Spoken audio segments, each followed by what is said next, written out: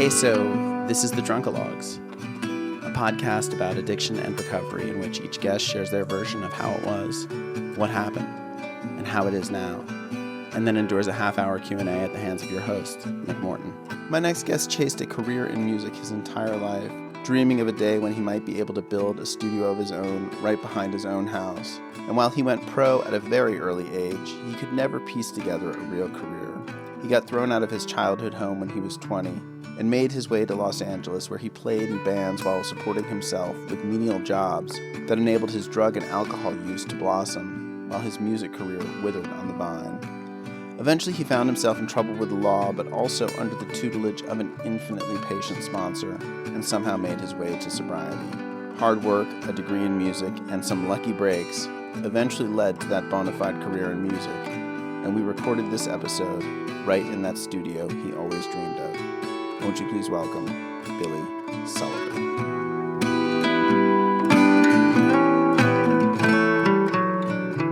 What really interests me is like a life. Like I'm interested in a story, like a life story, and recovery in the context of a life. So how it kind of how you might have been, and then how things went awry, and then what happened in the aftermath of getting better. And some people. Stories are really varied. I mean, well, you just said something interesting that I can't let get past us. How you might have been, right? Yeah. And then you started to drink or do drugs, or right? Well, I personally, I don't know that I ever was anything else. Like, right. In other words, how I might have been, there was no me. There was no center. Right. There was no person with a personality other than just batshit crazy. Do you know what I mean? Yeah. So there really wasn't anything there. So, where are you from? I guess is a good place to begin. Well, it was Long Island, New York. I was born and raised on Long Island. Where? Westbury. It's a town. I was born and raised in Locust Valley. Locust Valley. I was born and raised in Westbury, but the part of Westbury I lived in was in the Carr Place High School school district. Right. So the school I went to was Carr Place High School, which is a town next door. It's Carr Place. And Locust Valley was the most difficult football team to defeat. Really? My entire childhood growing up at Carr Place, going through school, high school, Locust Valley was always the really tough team to beat. They beat us sometimes, we beat them sometimes, but Locust Valley is a beautiful, beautiful community. Yeah. And if I had one in the world I could live in, it would be Locust Valley. I can't afford it, but it's a beautiful, beautiful place. Yeah, it's funny, I think you run from every place you grew up, and I definitely ran from there. But I went back recently and I was like, wow, this is nice. What was I running from? Exactly. Well, you weren't Nazis. Running. It wasn't, to tell you the truth. Well, I was running from Nazis. Yeah, and you weren't running from Locust Valley. That's for sure. Yeah, true. But so born and raised Long Island, lived there till I was 20, and at 20, I guess to put it mildly, Mom had different ideas about where I was going to live. Oh, really? Oh, yeah. And why? Because I was, coming home at 9:00 in the morning, drunk on a fucking Tuesday. So when, to go back then, when did you, when was your first drink? What was the first time that you were like, oh, this is a thing for me? 14. 14. Yeah. And how did that transpire? It was a 40-ounce bottle of Colt 45 that me, Glenn Philpott, Dennis Klein, Stephen Reba, there was probably 6 or 7 of us that were. Right. And we would get somebody to go inside the liquor store and buy us bottles of Colt 45. Nice. And we would go up to the high school bleachers and drink. Nice. And I became aware that I couldn't stand how it tasted, but I loved how it made me feel. Right. And did you feel like back then, you're 14 years old, were you drinking even differently then at 14 than your friends were? No, it really wasn't a problem. I wasn't throwing up and having a hard time with it. I wasn't getting arrested or busted. I wouldn't, And then I kind of set it aside because I was really unconsciously aware of that. My dad died when I turned 14. Uh-huh. And I said, How did he die? He died from alcoholism. Oh, wow. So, and were you aware of that growing up, that he Yes. was an alcoholic? Like Yes. it was a thing in your family? Yes, it like was a thing in my dad's family. fucked up again? Yep. Well, just to be clear, Irish Catholic family. Me too. I'm the 9th of 11 children. Wow. And my mom got us in the car and took us Sunday nights up to Roslyn, a church in Roslyn, and we had to sit there in Al-Anon meetings. And so wow. I was in Alateen at the age of 10, 11, 12. And did it suck or was it Yes, interesting? Absolutely it sucked. It's like, what are we am I fucking doing here? Yeah, I never spoke. When it Right. went around the room, I just raised my hand along with my little sister, and we would sit there and we would both raise our little hand, just say pass. And would your mother speak? No, she was in the adult room. Oh, interesting. She was in the room Right, next door right, in right. the real Al-Anons, Right. and we were in the Alateens. Right. And me and my little sister, we'd just pass. We Sure, would never that makes share. sense. Never share. You did not talk about alcoholism, and certainly not about the family. I was going to defend my father to the death. Sure. I never was going to talk about it. How did his alcoholism manifest itself when you were a kid? Well, he was a hard drinker. Yeah. In fact, I've seen in my lifetime easily, and I don't say this to be pompous, or tens of thousands of alcoholics. I've Right. never in my life seen an alcoholic as hard as him. Right. Gordon's London Distilled Dried Gin, straight out of the bottle, and he knocked it back daily. Right. Probably most of my life. Right. I watched this guy. I mean, to the point where he would get intoxicated, literally, to the point where I've watched his face on a couple of occasions turn blue. I mean, Wow, wet really next brain, level. and the thing that's so sad is he was a cardiovascular surgeon. Right. So, wow. Cardiovascular and thoracic surgeon. He was a specialist. How could he perform? Well, he, resigned himself from the American Surgeons Right. Board, and in 5 years was dead. Wow. So he resigned from the Surgeons Board in 72, and 77 he was gone. So And was his death watched- ugly? I mean, was it just like a brutal alcoholic's death, like slow? It was a slow grind, and then at the very end, he was diagnosed with esophageal cancer. Right. But that we know is brought on from acute alcoholism. Sure. Yeah. So he couldn't swallow at the end, and he turned into, he was 6'3", very broad shoulder, astute man, very good looking, tall, robust. When he died, he was 90 pounds. Wow. It's just sad. So brutal. Yeah. And So the point of that is, I watched that. So when I started to party a little bit and would get the Colt 45 and go up to the bleachers at night with my friends on the weekends, I quickly backed off that because I said, you know what? I don't want to be him. yeah, sure. So I stepped away from that and said, no, I'm not, because I'm not going to be an alcoholic. And did you give voice to that? Like, did you say that to your friends? Like, no. This is all unconscious. Yeah. I didn't know what I was Right. doing. I'll tell you what I did do. Right. I put my nose down on a mirror full of a bag of cocaine, and then that got my attention. How old were you when that happened? 19. 19, right. So I wasn't going to be an alcoholic, but I have this other little recreational, non-addictive powder over here.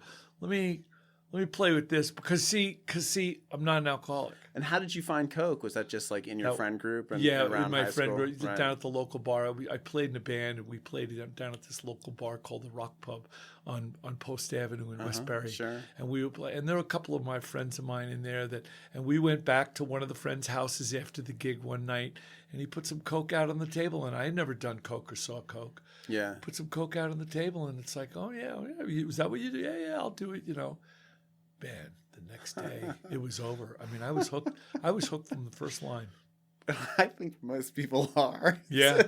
I mean, I don't know. I mean, I was always like, I came of age in whatever, the 80s with the whole, this is your brain on drugs and just say no, and Len Bias dying of that coca. So I was really scared of it. And then I remember doing like my first bump of Coke and being like, there's ain't nothing wrong with this. Listen, I never met a gram I didn't like.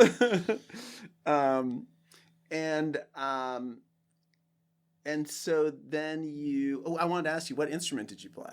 Well, always and still to this day, I'm a professional drummer and percussion. So Right. I have a whole arsenal of hand percussions and ethnic percussion. So I play drums and percussion professionally. Right. And as you can see, I'm sitting in a recording studio that Yeah, I noticed that there's quite a kit back there. yeah, there's a drum set behind that wall back there. We can go in there too. Cool. But yeah, I I love this. I love this art. I own a recording studio. I play piano. And how did you discover music? Like, Well, that was in your family, so sadly. Well, thanks for asking that. Few people really ever ask that. I think it was something that chose me. At 7 or 8 years old, I was 5 years old, and I got a Monkees drum set for Christmas. Yeah. Now, 2 weeks later, it ended up out in the front lawn in the snow. You know, like it was just, I was a kid. Yeah. But I never lost that idea that I wanted to be a drummer. So I started very early and practiced and slowly over the years put together drum sets. And so music kind of chose me, and it was always, and this is sad what I'm going to tell you, it's really been the only thing that I've ever really wanted. Right. It's really been the only thing that's got my attention and kept my attention all my life. I mean, and I turned pro. Right. How old were you when you turned pro? 16. 16. You started. Yeah. Doing I started playing live gigs and earning money. Right. 16. What was the first gig? First gig was for a jazz band. I had a drum instructor, and he was teaching me how to read these jazz charts. And then he said, well, I want you to go up to this place. It was this bar nightclub that had a dinner. It was a dinner spot and had a 16-piece jazz band up on the North Shore of Long Island, actually up by you. Right. What was it called? I have no idea. I wonder. I can't remember. But anyway, and I was 16, and I sat in with these guys, and they gave me $200 for the night. But I was way over my head. Right. These guys were in their 30s and 40s, and they were blowing like real pros. And I was cool. And they loved me, and they gave me money that night, but they never called me back. Right. Yeah. Because I was in over my head, and I knew it. Yeah. But it was a great gig, and that was my first. And then I started playing doing the rock band thing for the next 3 or 4 years before I moved out to California. And so, getting back to where we sort of started, at 20, you got tossed out of your house. So I started doing coke at 19. Right. By the time I turned 20, I was coming home, 9, 10 o'clock in the morning, full, snow on the ground, no job, quit college. Where were you in college? I went to a local school, Nassau Community College. Right. It was just a college local, but my mom said, well, if you're not going to school, you can't live here. So I went to school, but it was really to shut her up. I had no interest in, and I couldn't. The thing is, Nick, I was so spun out and so anxious and had so much anxiety and had such an addiction that there was no like going to class and studying and focusing and bringing home good grades, and that was just completely out of my league. There was no doing that. That was bullshit. There was no way that was ever going to happen. So I had to leave. Right. So I came home. The straw. She was telling me for a year, you can't live here if you're going to. I came home drunk on a Tuesday at 9 a.m. Right. Full snow, and there were 7 hefty bags of everything I owned. Wow. And they were out in the snow. Wow. And the door was locked. Oh, man. And I knocked on the door, and she said, you can go upstairs and get your toothbrush. Right. Brush your teeth. This is what she said. I spent $900 on those teeth. Go upstairs, brush your teeth, take the toothbrush with you. And that's it. I was thrown out. Wow. Where'd you go? Steve Vai. You went to Steve Vai's house? Not to his house. I went to his place. Where was he? He lived here in California. So how did you know him? We went to high school together. How fucking cool. I'm only saying that because if I can say that Billy's working on Steve Vai's latest album. Yeah. I am. I'm working on his latest record, doing his mock-ups for his recording that he's going to be doing in a few weeks, by the way, in Amsterdam. But what's funny was, so he and I were friends from 7th grade. Right. And we've always been friends. And right. We played in bands when we were in high school. And, there's always been a relationship there. Right. Well, when I got thrown out, I grabbed the hefty bags. I dragged them down to the street to my friend Ralph Sciarvino's. I moved up into Ralph Sciarvino's house. I had to pay his mother $50 a week. I remember she wanted me to pay $50 a week. I lived upstairs in Ralph's room, by the way. I paid her $50 a week, and it wasn't but a few weeks, and I called Steve and said, Steve, I need some help. And he said, what do you want to do? I said, well, I want to move out there with you guys. And he goes, all right, well, come on out. He goes, look, my place is full. Right. I don't have a bed. I don't have a couch for you. But these were his exact words. I'll never forget it. He goes, Billy, it's okay. Just get here. We'll find someplace. Do you know where I slept? I assume on his floor. I did. In a sleeping bag on the floor in his bedroom. Right. Wow. He was out here doing music at that point? He was playing for Frank Zappa. Right. So his career had sort of, he'd found his already, footing. oh God, he was a guitar god at 18. Right, I mean, he went to Berklee College of Music, right. Left Berklee, made a phone call. I remember his parents gave him permission to make a long distance phone call to California. That was his birthday gift. And that phone call was to Frank Zappa. That's amazing. So he comes out here, gets the gig with Frank Zappa, and then a year later, I ended up out here on his floor. And where was his floor? Like what part of LA? 1435 North Fairfax Avenue, West LA. Right in the heart of it. Right in the heart, yep. How and you cool. know what Steve told me? He said, Billy, when I got this apartment, I had no idea where I was. I just saw a for rent sign and I grabbed it. But it was right down the street from Frank Zappa. Frank was so right it's got to be okay. Yeah. So, and, amazing. What year was that? 1982. 1982. The summer of 82. Wow. Yeah, never forget it. I'll never forget it. And so then what happened? So then I lived on his floor, and another friend of mine from New York came over, picked me up, drove me over to Bruce Silberman's office. He's this Jew that owned a parking garage in Hollywood. And he said, look, he's a friend of mine. He's a fellow friend from Long Island, and will you give him a job? And they gave me a job. Right. And so I started parking cars for $3.85 an hour. Nice. And I was parking cars. Steve was playing for Frank Zappa, and I was parking cars. All right, that's But hard. I never begrudged Steve's success Right. because he earned it. Right. I didn't do Steve's work yet. Right? Yeah, sure. Yet. Yeah. I did it years later. Right. But I didn't do his work yet. He deserved that gig. So I parked cars for a couple of years, and then from there just went on through day jobs while I practiced my drums. Right. But I had day jobs. What kind of jobs were you doing? I parked cars. I had an apron with the quarters for change in a pinball arcade. Right? I worked at an insurance company in the accounting department. I worked as a telephone rep for the real estate track department for an insurance company. Right. Whatever was gonna. I worked as a bill collector. Wow. I was a good bill collector. And then how was your drinking and using kind of evolving I at think that point? like most people's. So I move out here in 82. By 88, it's no longer any fun. Right. And there's a whole series of real problems. Like what? Well, state of California wanted to incarcerate me for starters. That's a big one. That's a big one. So they came along, and in 1984, I was arrested with my brother and two other friends in the backseat of a Lincoln Continental doing coke down in Long Beach.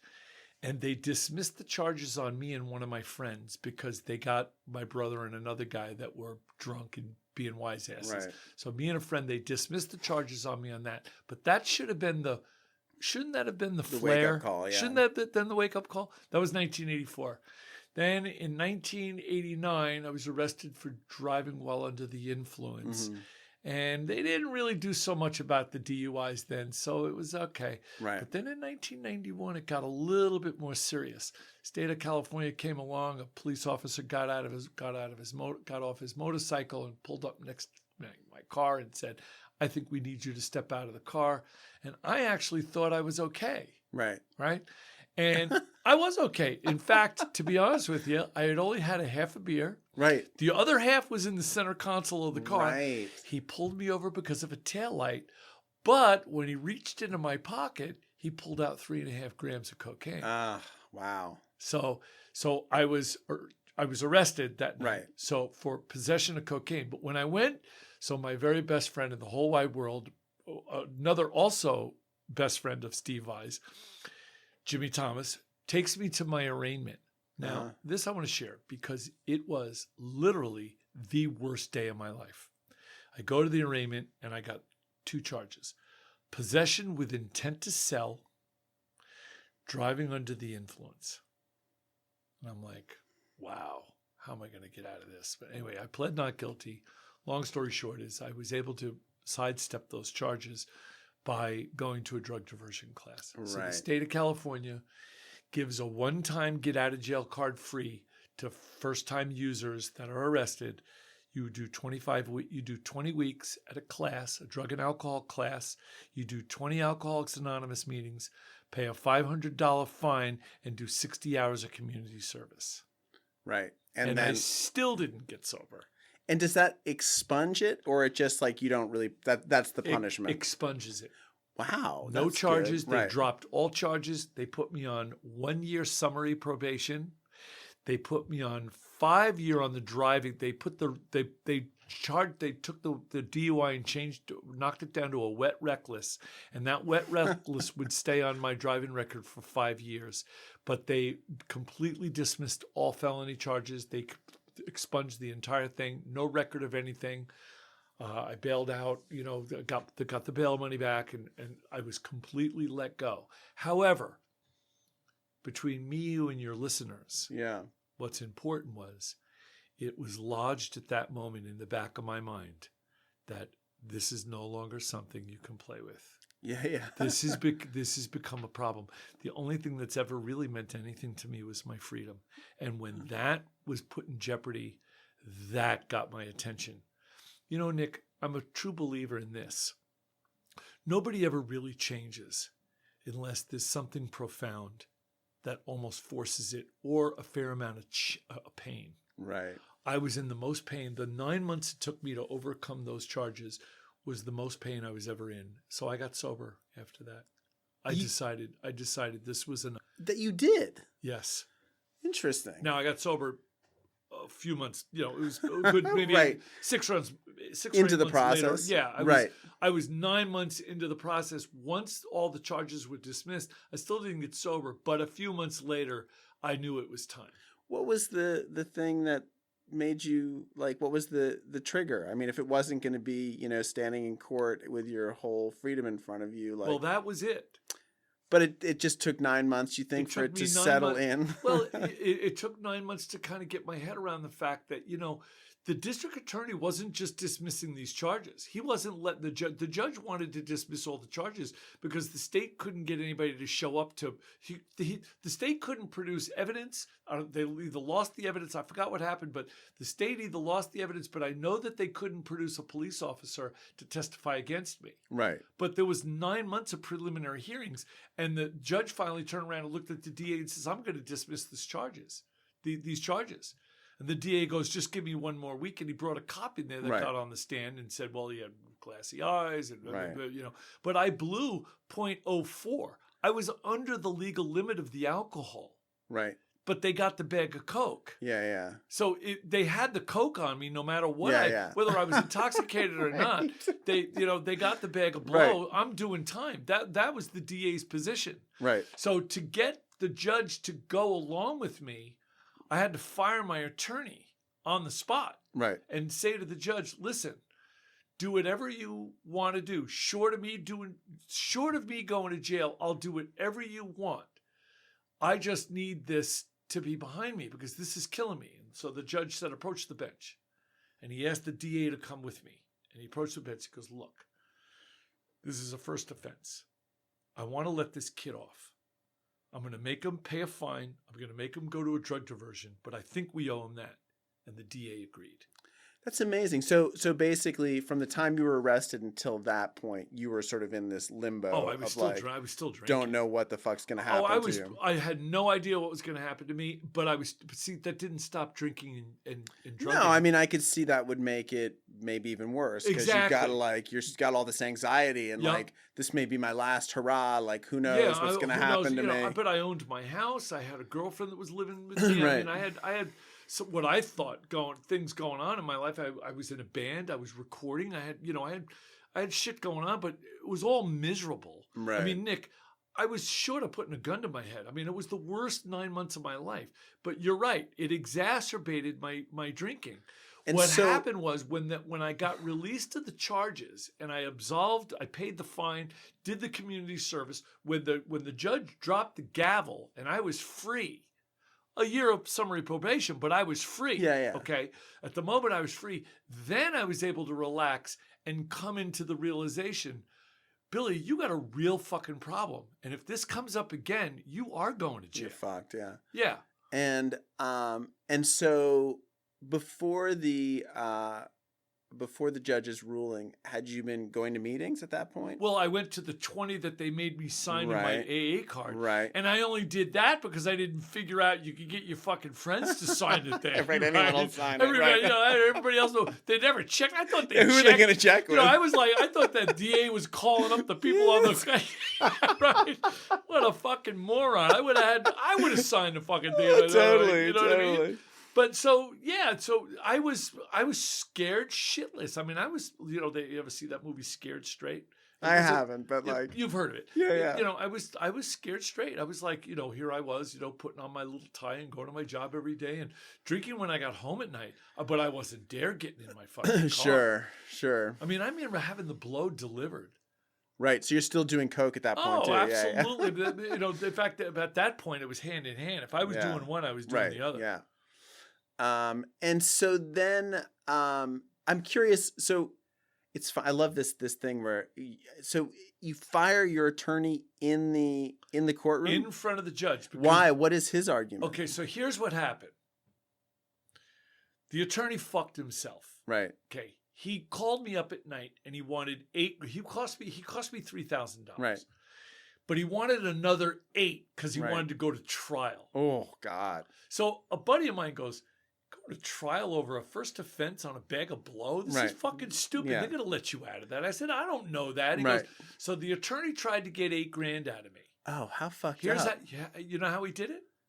He went out into his law books, his keen little law mind, his attorney lawyer mind, and he found a case that the California state had that said, if you are arrested for driving under the influence, at the same time you are in possession of a felony controlled substance. Right. Now there's a specific statute that says if you get one with the other, that you cannot drug divert. You must face the felony charges. Right. So you can't.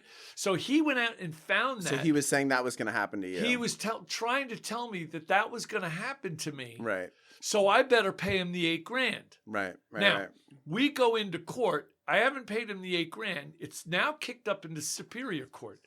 And I never forget it. There was this hot blonde judge. I wish I could get her name. I guess I could get her name if I go back through the records. This chick was hot. This blonde haired, and I said to the DA, I said to the judge. She go, oh, this is what happened. The DA, the judge said to me this. This is not going to trial. Right. I think you should seriously consider releasing your attorney of his services. Right. She said that in front of my lawyer. Right. So I looked over at the DA and I said, but this is what I said to the DA, and you're not supposed to talk to the DA. Right. But the judge kind of encouraged this.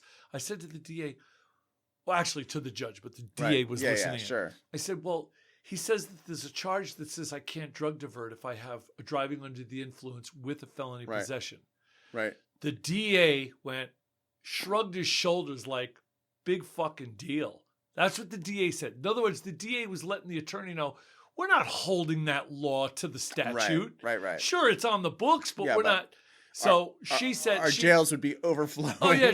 So the DA actually motioned to the judge like, so what? Right. So I looked over at my attorney and said, you're fired. Right. She said, I think that's a good choice, Mr. Sullivan. Approach the bench. Right. When I approached the bench with the DA, they let me off. Now they didn't let me off. I had hoops. Sure. I had hoops to jump through. I had shit to do, but I wasn't going to jail. Yeah. And to me, Nick, That's all that matters. Right. Sure. I'll do Fuck anything yeah. you want. But so once that day happened and I got through it, then you're absolutely right. Then I started to settle down and I started to realize that I was really in trouble. Yeah. Now, of course, my relationship failed. That collapsed. The girl left.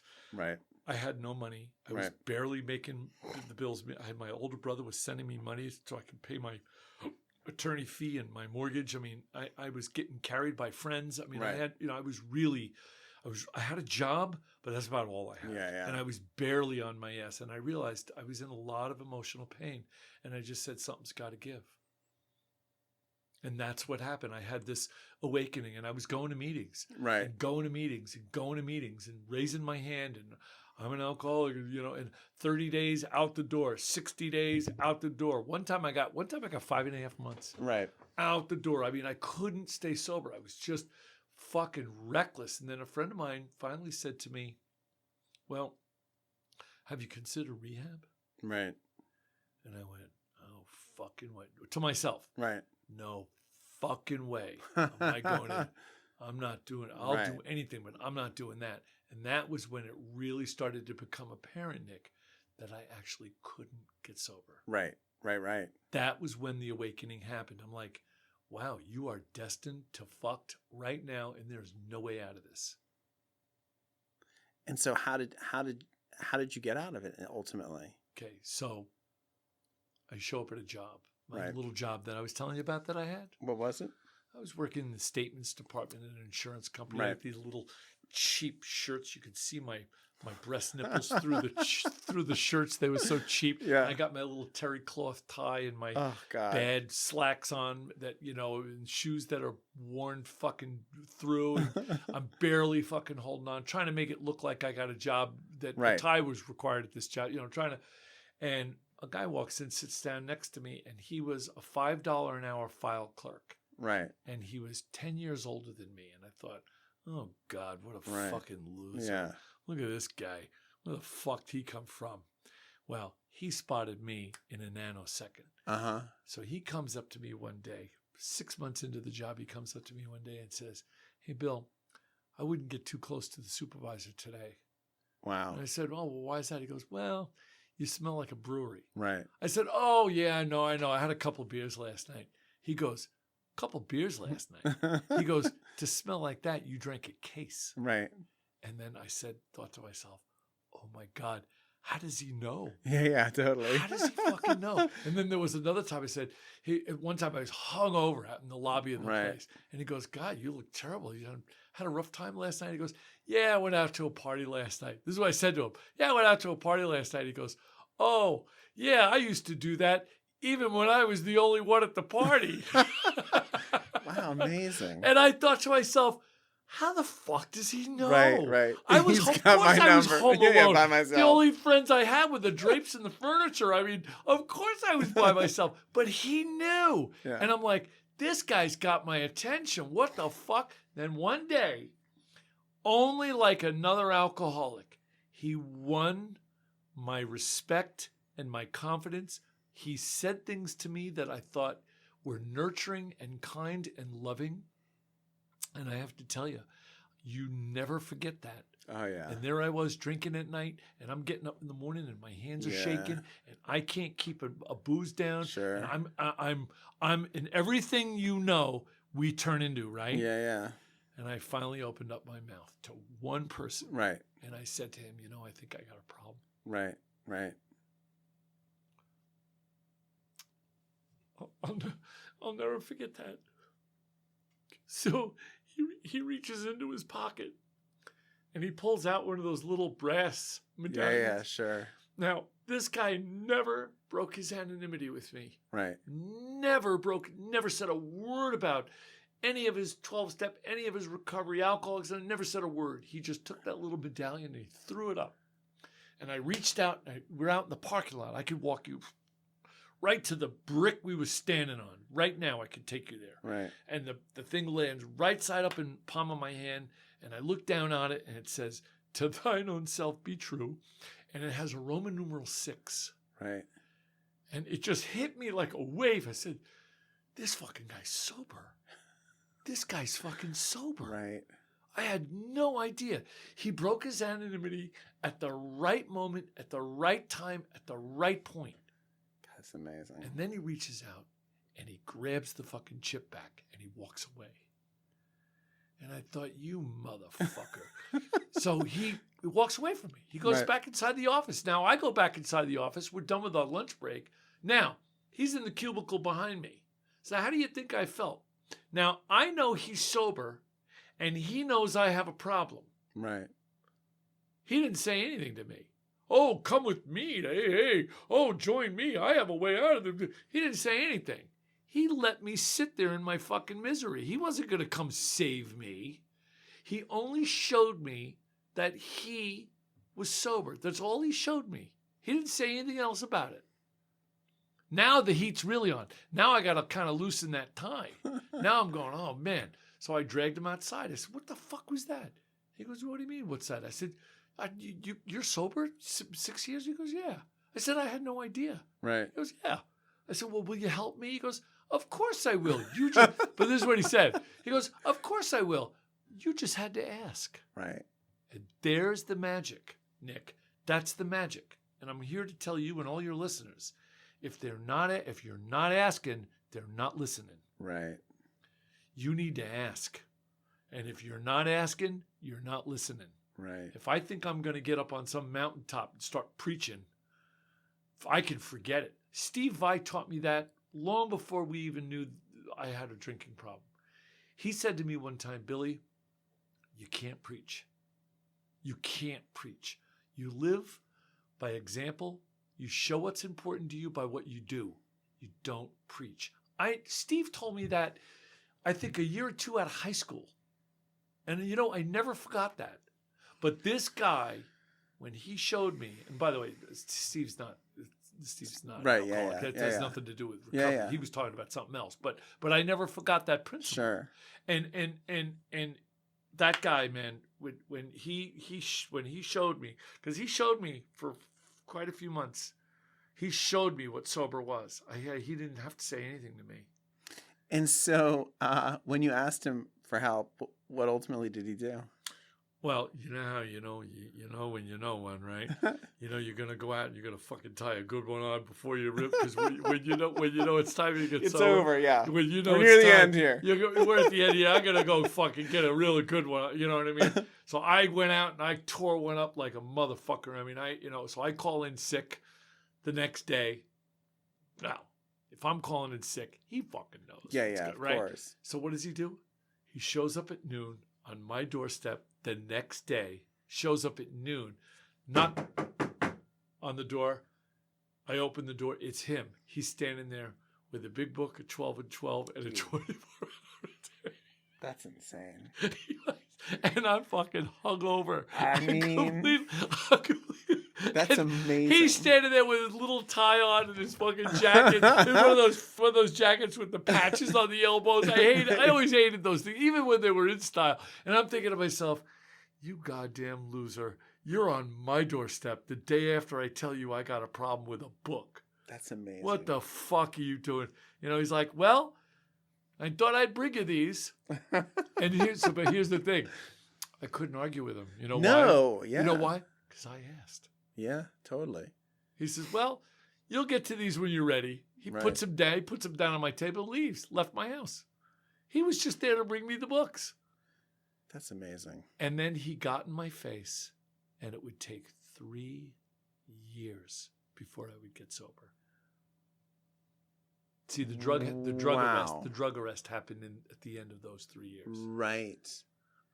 And so, did you go to meetings with him at all? Oh yeah, he took me to meetings.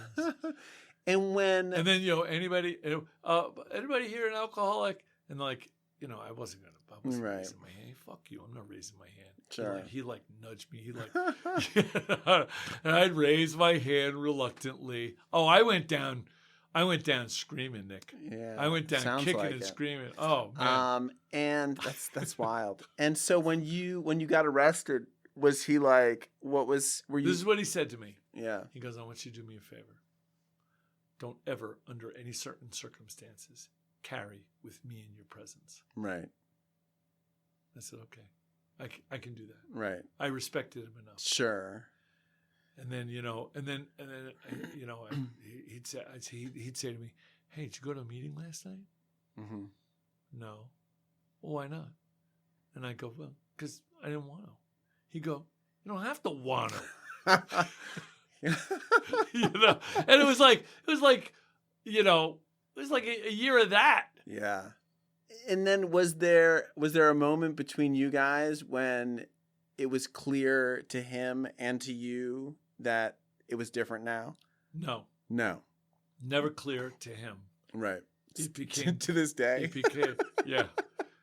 Well, it got clear to him. Right. But I'll tell you what happened. I went down to Channel Lodge, a little typical 6:00 meeting. Right. I used to go every night.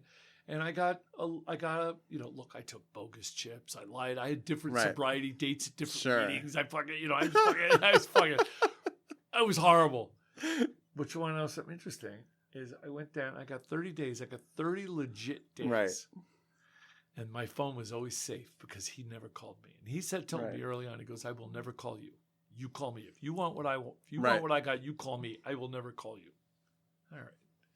So I got 30 days. I took a chip for 30 days. I had a clean, legit 30 days. The phone rings. I walk over to the phone in the kitchen. This is way before cell phones. I walk over to the cell phone. I beat the phone in the kitchen. I pick it up. Hello. He says, hey, Bill, it's Mark. I'm like, oh, fuck. He goes, hey, Mark. I said, wow, Mark. I said, no, it's interesting that you call. You know, I've been meaning to talk to you. I really wasn't. Right. I said, I've been meaning to talk to you. And he goes, look, I'm not calling to check up on you or anything. We're friends. You know, outside of all this, you just wanted to say hi and hope you're doing well. But I'm not checking up. I said, well, I'll tell you what, I took a chip today for 30 days. He said, wow, great. I said, no, really?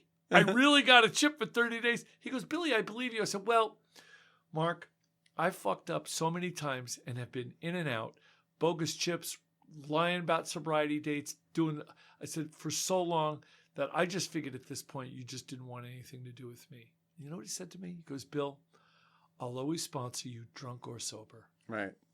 And that did it.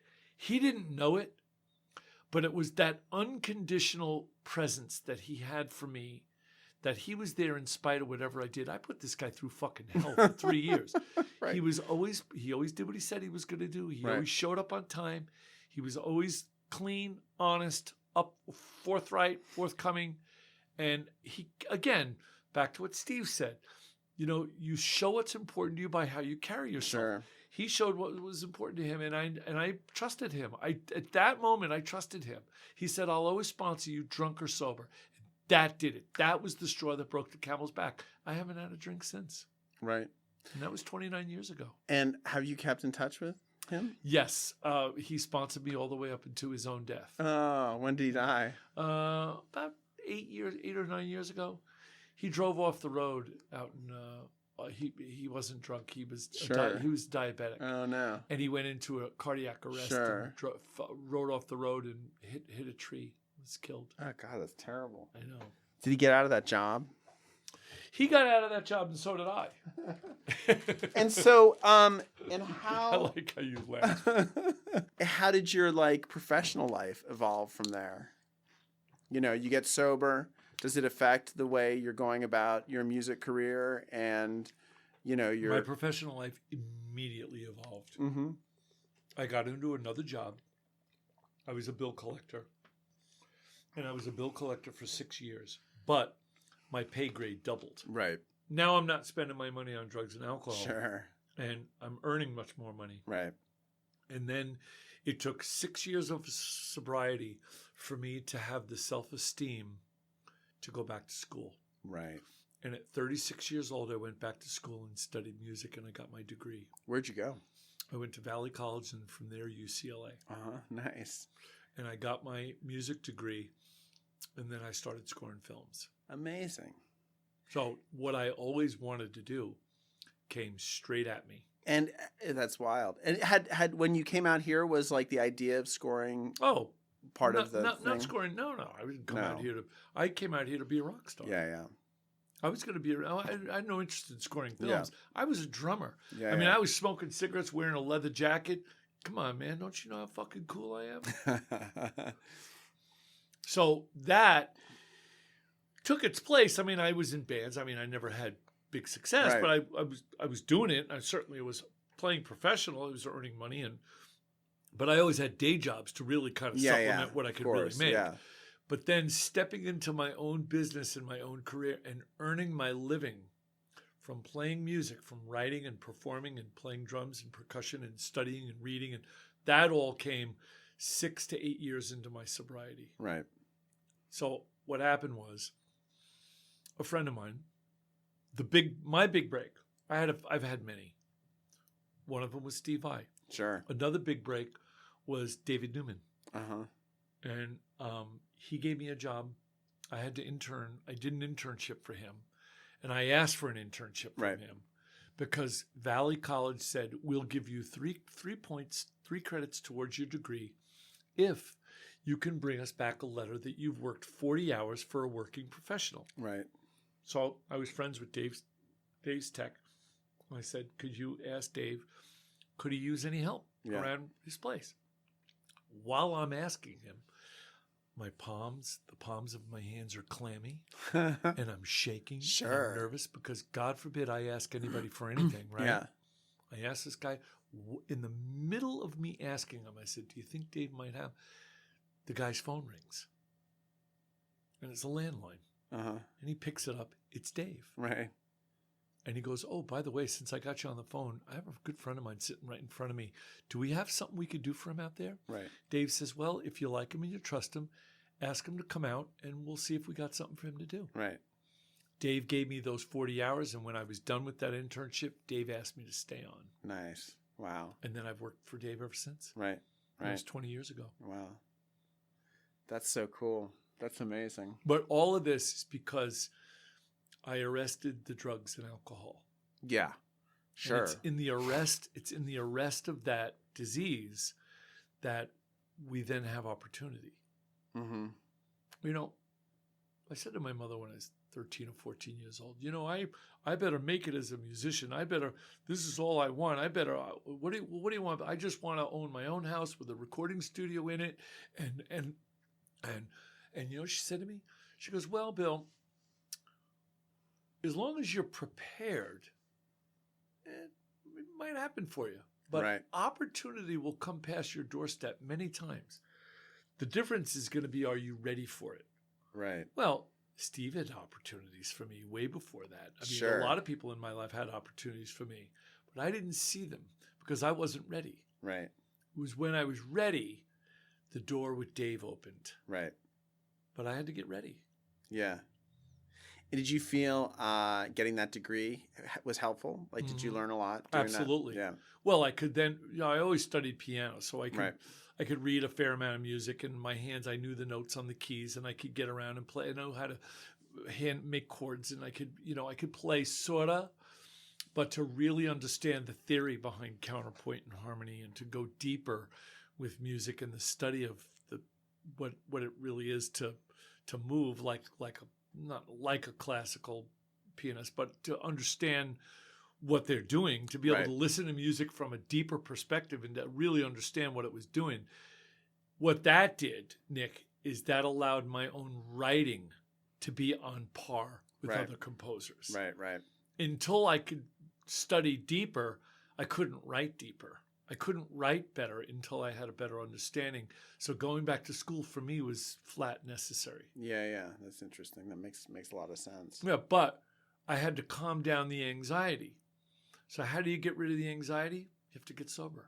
Yeah, sure. I'm only speaking for this alcohol. No, but I think also there's like a real, it's interesting that thing you said where it's like I had enough self-esteem to go back to school because it's such a humbling experience to admit that you need to learn more and that you're back in the room with these people who are younger than you and like it seems like Well, younger. They were 20 years younger. Yeah. And you know, it's funny. It's funny you mentioned that because it is very humbling. I mean, Dave Newman, the very, very, very first day I met him, I was cleaning his garage, literally sweeping his garage. I'm 38 years old. He thinks that his assistant is bringing out some 18, 19, 20-year-old kid. Yeah, right, of course. He comes up to me at the end of the day, and he looked right at me, and I'll never forget this. He goes, do you mind if how old are you? I said, I'm 38. He goes, what are you doing here? Right. And I launched into my little story. I said, well, if I could get 40 hours working for a professional, I get 3 credits for my degree. And this is what Dave said. Okay. It was kind of like, all right, dude. You know, like, it's your life. You're 38. All right. Yeah, right. It was kind of like, he didn't say, you're a joke, but all right. But here's what's funny. What I learned about him immediately after that is the one thing he respected was education. Right. And if you were doing something for your education, right, he didn't fucking care how old you were. Yeah, sure. He loved me. And he fell in love with me because it didn't matter my age. He saw a kid trying to better himself. Right. He saw a kid that was working his ass off, willing to sweep a floor and take equipment down to a storage locker or whatever I had to. He was willing to do that. He was scoring big movies at 38, right? Yeah. But to see me doing that, he got a chance to say, hey, this kid's trying to get an education. Dave totally got behind that. Right.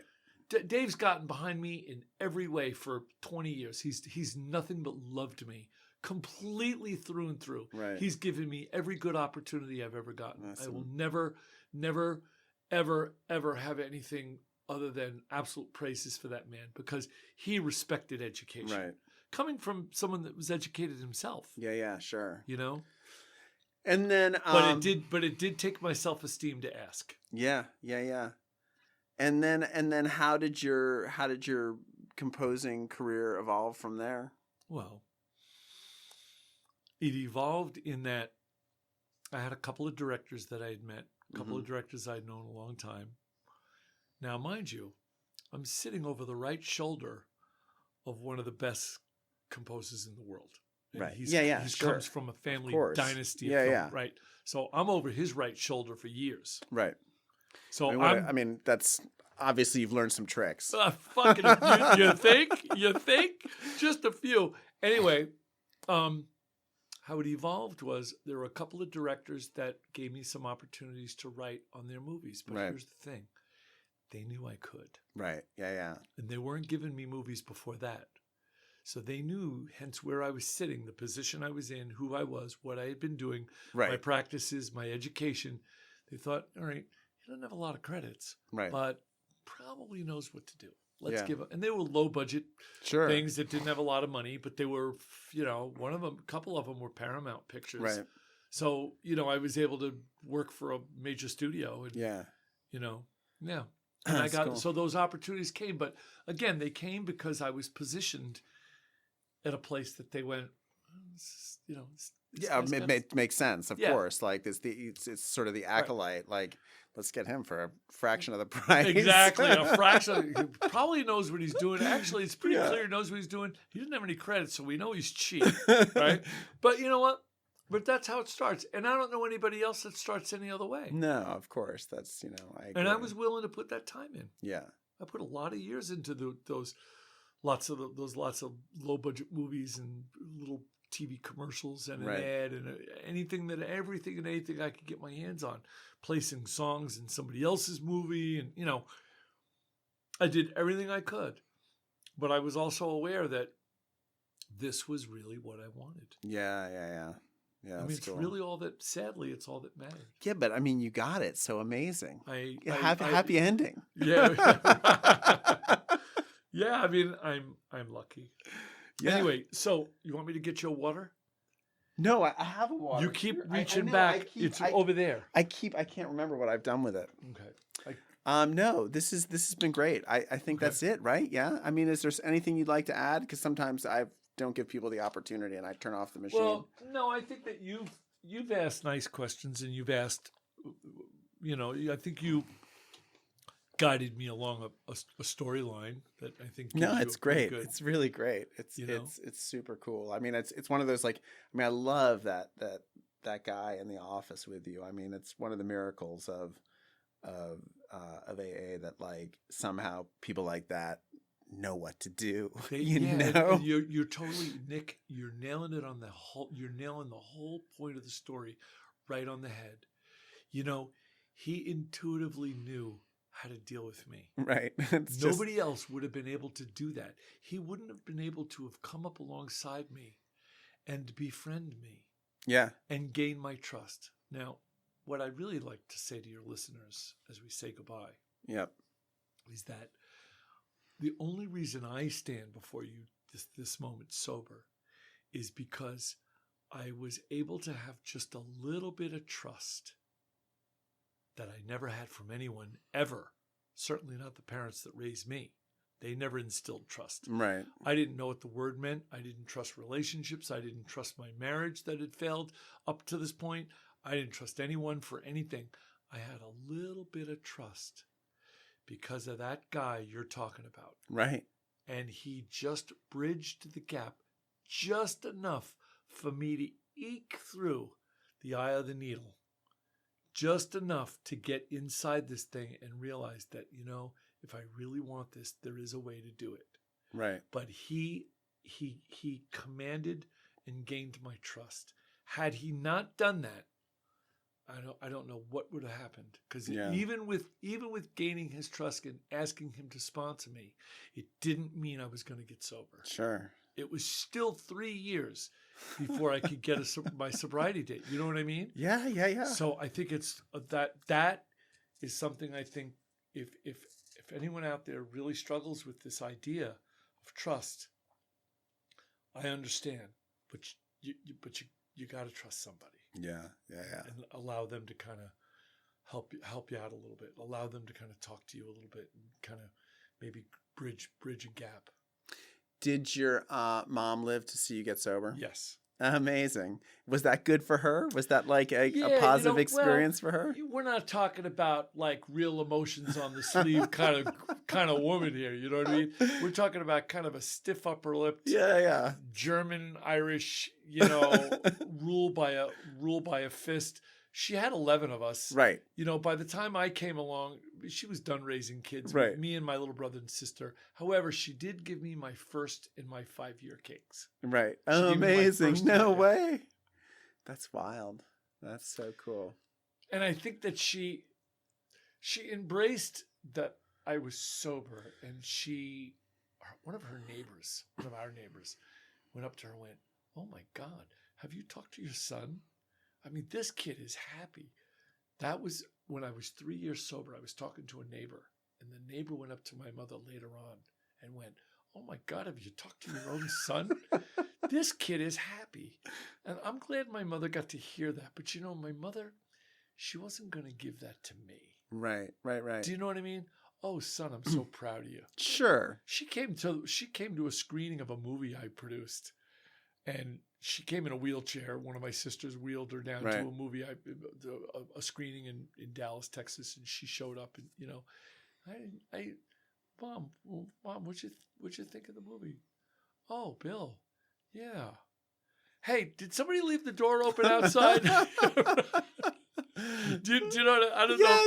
Yeah. You laugh, but you know what I'm saying, right? I think there is that. I mean, obviously, there's that whole thing. There's a generational thing between like our generation and our parents' generation, and how you show affection, and like that old trope of just saying "I love you." I mean, now like my kids and I, we say "I love you" like so much it's almost meaningless. But like, but then there is also this thing where I really think people who have not lived and worked in the film business just don't understand what a monumental achievement it is to get a movie made. Exactly.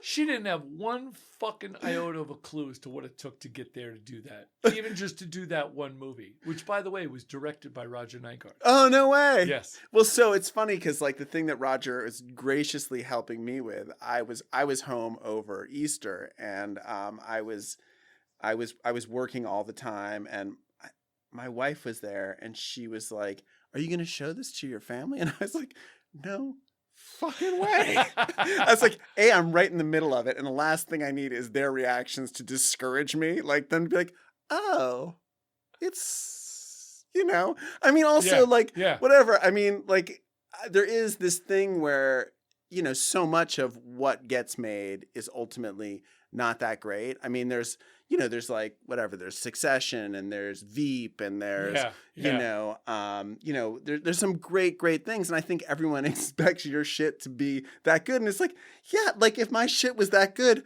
I'd be on those shows for fuck's sake. Exactly. If my shit was that good, I would have sold one of these things that long, right? So like the victory here is I got it made, guys. Like you don't have to enjoy it. You're just supposed to say amazing. This is amazing. You know, like they don't understand how amazing it is. I crossed the fucking finish line. How about that? Yeah, I'd be at home like I'm at points in my career, and like my parents would be like, "Why don't you work for Fox? Why don't you work for Saturday Night Live?" Like I'm like, obviously I want to work for those places. Like you don't think I'm trying to work for those places? You don't think I want to host Saturday Night Live? I mean, my parents would be like, "You should host Saturday Night Live." I'm like, oh sure, you think? Yeah. Like I said earlier, you know, it's starting to become apparent.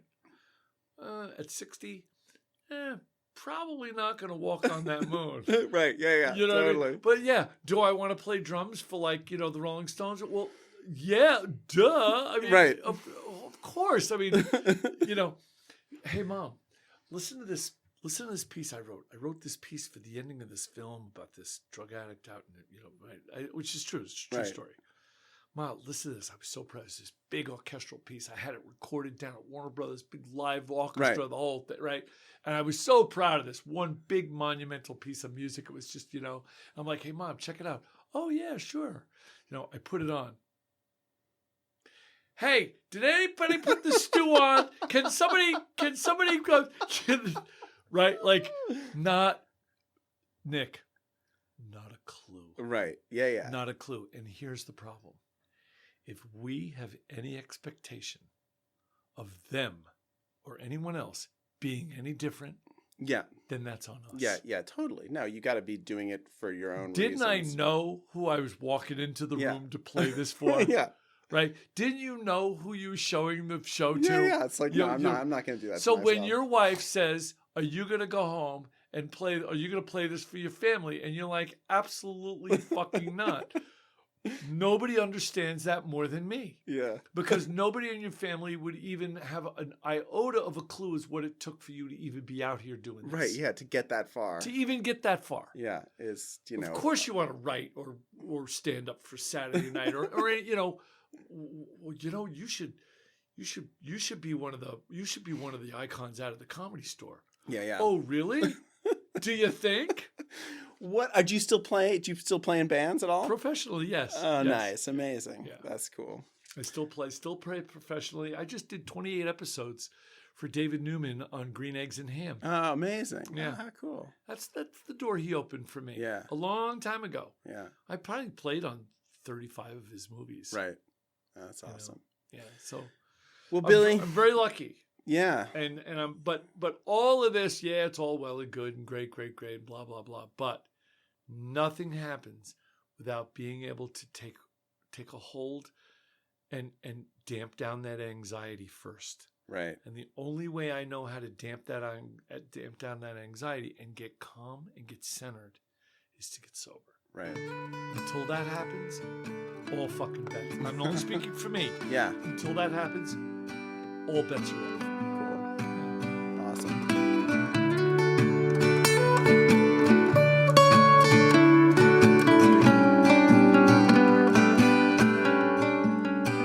Thanks for listening. You can support this podcast at patreon.com/thedrunklogs.